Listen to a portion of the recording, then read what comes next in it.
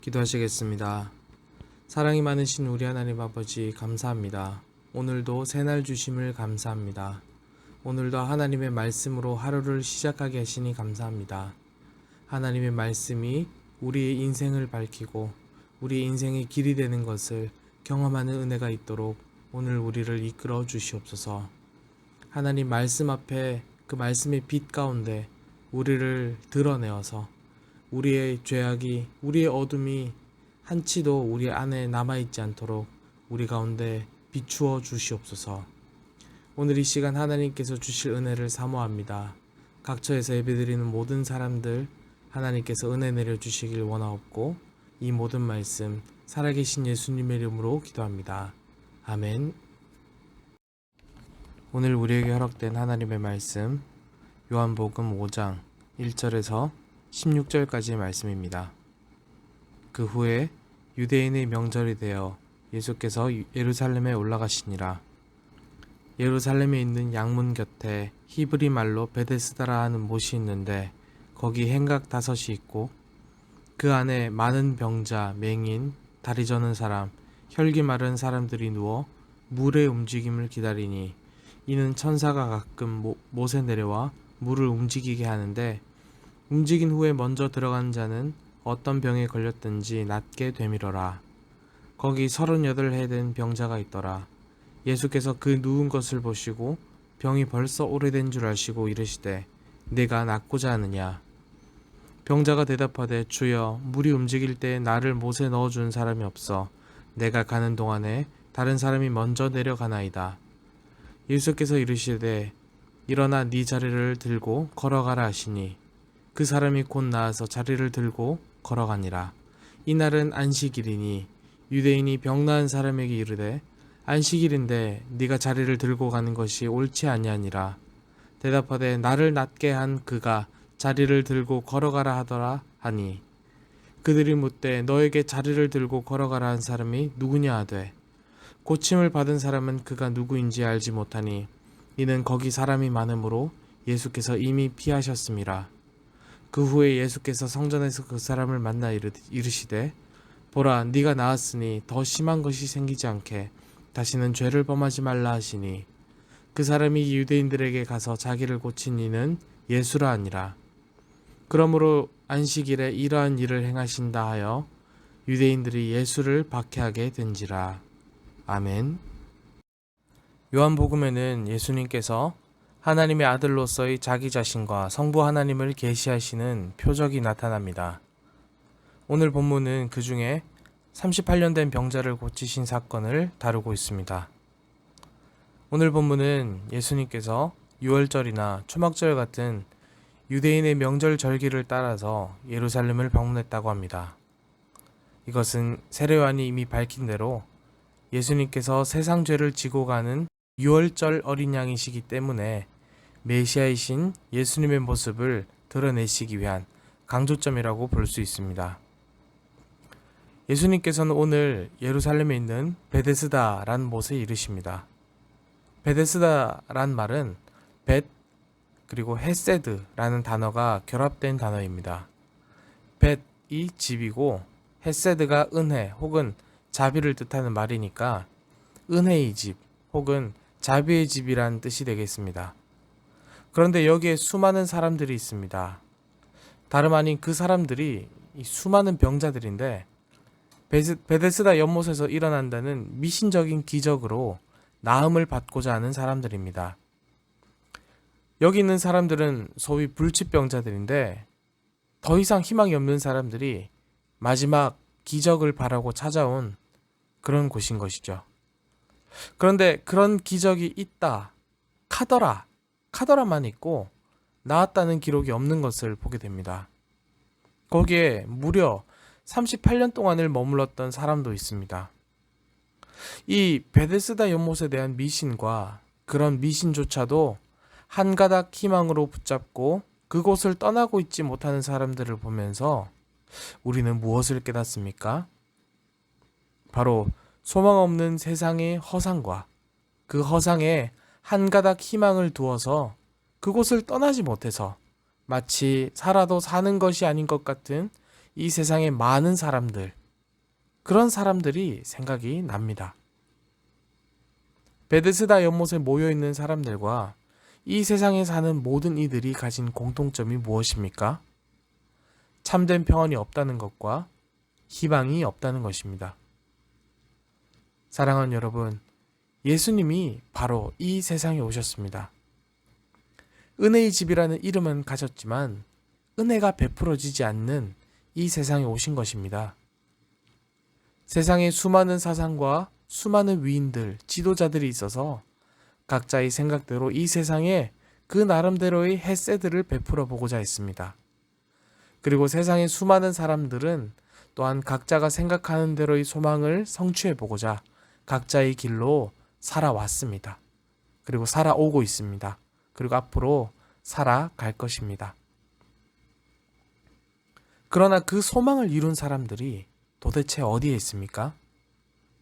참된 생명의 빛으로 오신 예수님 외에는 참된 소망을 이룰 수 없기 때문에 예수님의 이름 외에서 그 소망을 찾고자 하는 이들의 소망, 그것은 바로 베데스다 연못의 미신을 믿으며 베데스다 연못을 떠나지도 못하고 그곳에 매여 있는 것처럼 허망할 뿐입니다. 사랑하는 여러분, 베데스다 연못과 그곳에 모여서 꿈도 소망도 없이 그저 살아있기 때문에 그곳을 떠날 수도 없어서 거기 모여있는 사람들을 한번 상상해 보시길 바랍니다. 예수님께서 우리 인생에 찾아와 소망이 되어주지 않으셨다면 그 모습은 다름 아닌 내 모습이었을 것입니다. 그리고 그 모습은 아직 예수님을 만나지 못한 내 사랑하는 사람들의 모습일 것입니다. 올해 하나님께서는 우리에게 일어나라, 빛을 발하라 라고 말씀하셨습니다. 오직 예수 안에만 참된 소망이 있음을 믿을 때 비록 작은 심지 같은 내 인생이지만 하나님의 빛을 비추는 인생으로 쓰임받을 줄 믿습니다. 5절 이하를 보시겠습니다. 예수님께서는 38년 된 병자를 보시고 그 병세의 오래됨을 아시고 그에게 네가 낫고자 하느냐라고 물으셨습니다. 그런데 그 사람의 대답은 누가 나를 못에 넣어준 사람이 없었다라고 합니다. 이 말은 이 병자가 예수님께서 자신을 고쳐주실 분으로 여기는 것이 아니라 그저 자신을 못에 넣어줄 수 있는 사람 정도로 생각했다는 것입니다. 또 여기서 그가 지금껏 겪어왔던 깊은 소외감, 그것이 나타나고 있습니다. 그러니까 이 사람이 몸도 마음도 도저히 나을 기미가 없었던 사람이라는 것이죠.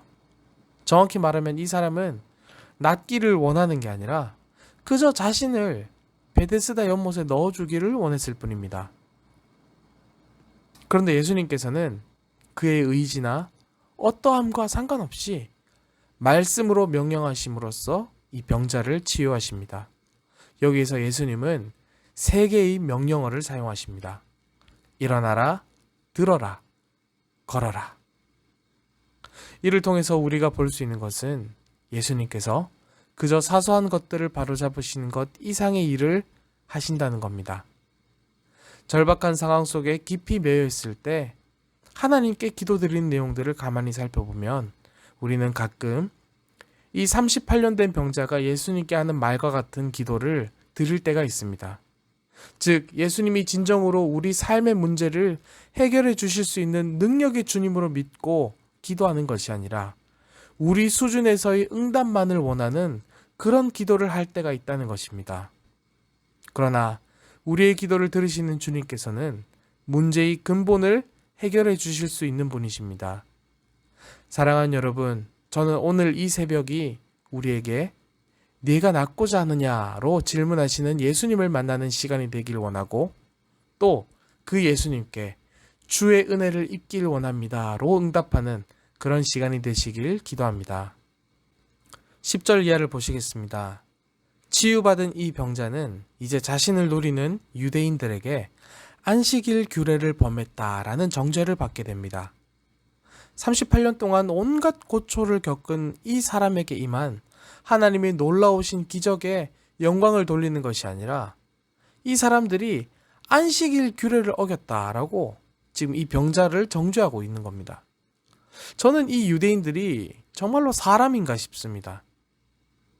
어쩌면 율법을 아예 모르는 이방인들이 차라리 이 상황을 겪었을 때 뭔가 더 인간적인 반응을 해줄 것 같다는 생각이 들었습니다.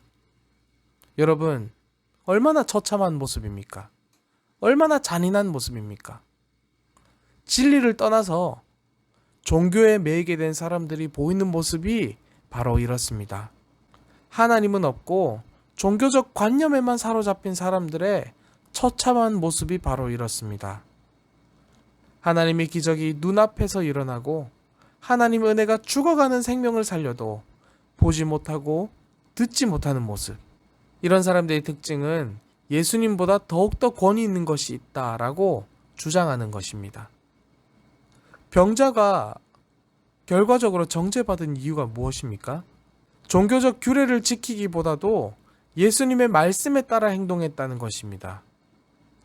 사랑하는 여러분, 저는 우리가 말씀 그 자체이신 예수님께 집중할 수 있기를 기도합니다. 하나님의 은혜를 보면서 감사와 찬송을 드리는 대신에 정죄를 들이대는 저 끔찍한 모습을 보십시오. 만약 우리가 예수님을 잃어버린다면 거울로 보게 될 내 자신의 모습일 수 있습니다. 그렇지만 예수님을 만나면 이전의 삶을 벗고 새로운 삶을 살아갈 수 있습니다. 오늘 이 38년 된 병자, 이젠 치유받은 이 사람은 예수님을 다시 만나서 예수님께로부터 새로운 삶의 방향을 제시받습니다. 무엇입니까? 다시는 죄를 범하지 말라라는 말씀입니다. 이것은 유대인들의 정죄처럼 율법을 범하지 말라라는 말이 아니라 율법의 완전한 실체인 내가 너의 죄를 사했으니 이제 다시는 모형에 갇혀 살지 말라라는 말씀입니다. 오늘 말씀의 배경인 베데스다 연못, 그리고 거기 들어선 행각 5과 거기에 머물고 있는 사람들을 다시 생각해 보시길 바랍니다. 이것은 은혜와 자비의 하나님을 증거하는 그림자인 율법, 모세 오경과 그리고 그 그림자만 보다가 그림자의 실체가 오셔도 알아보지 못하는 사람들, 이 사람들 같지 않습니까? 말씀을 맺겠습니다. 사랑하는 여러분, 오늘 베데스다에서 구원을 베푸시는 예수님을 만나 예수님을 다시는 떠나지 않는 저와 여러분 되시길 소원합니다. 우리는 은혜를 떠나 살 수 없습니다. 우리는 무언가 율법을 지키며 생명이 있노라 말할 수 없습니다. 우리는 비본질에 갇힐 수 없습니다. 생명 아닌 것에 현혹될 수 없습니다. 진리 아닌 것에 속을 수 없습니다. 우리에게 예수님께서 이렇게 말씀하십니다. 이제 너희가 나를 만났으니 다시는 죄로 돌아가지 말라. 갈라디아서 5장 13절에서 말씀한 바 우리는 자유를 위하여 부르심을 입었으나 그 자유로 육체의 기회를 삼지 말아야 할 것입니다. 사랑하는 여러분, 우리에게 영생의 삶을 주셨음을 나타내는 그런 삶을 결단하는 저와 여러분 되시길 간절히 소원합니다. 기도하시겠습니다. 사랑이 많으신 우리 하나님 아버지, 감사합니다. 오늘 베데스다에서 구원을 베푸시는 예수님을 보았습니다. 소망 없던 우리에게 찾아와 주신 예수님에 대해 생각합니다. 우리가 예수님을 알기 전부터 예수님께서는 우리를 아셨고 우리에게 찾아와 주셔서 참된 소망과 생명을 허락하여 주셨습니다. 이제 이 예수님을 우리가 만났으니 이제는 예수님 아닌 것에 살아가는 것이 아니라 예수님 아닌 것에 거하는 것이 아니라 오직 예수님을 떠나 살지 않게 되기를 간절히 구합니다. 오직 예수님 안에만 살기를 간구합니다. 주님, 우리를 붙들어 주시옵소서. 우리가 소망할 것, 우리가 바랄 것은 오직 주님의 말씀입니다. 주님의 은혜입니다. 주님 그 자체입니다. 주님을 떠나 살아갈 수 없노라 고백하는 모든 주님의 권속들 될 수 있도록 주님 은혜 베풀어 주옵소서. 감사드리며 이 모든 말씀 살아계신 예수님의 이름으로 기도합니다. 아멘.